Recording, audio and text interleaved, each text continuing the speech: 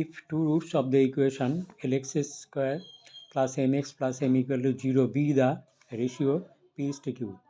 Ratio of two roots is p is to q. Prove that root over p by q plus root over q by p plus root over m by l equal to 0. Let solution, let alpha and beta be the roots of the equation of this. Now alpha plus beta we know minus m by l, alpha beta equal to m by l, and alpha beta given p by q. So alpha plus beta equal to minus m by l, this is minus m by l, and alpha beta m by l plus m by l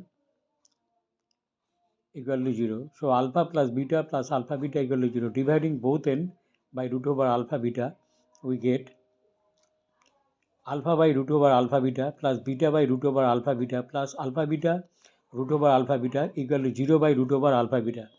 So it will be root over alpha beta plus root over beta by alpha plus root over alpha beta equal to 0. Now putting the value of alpha by beta equal to p by q, and beta by alpha just reverse root over q by p, and root over alpha beta we know m by l, that is 0.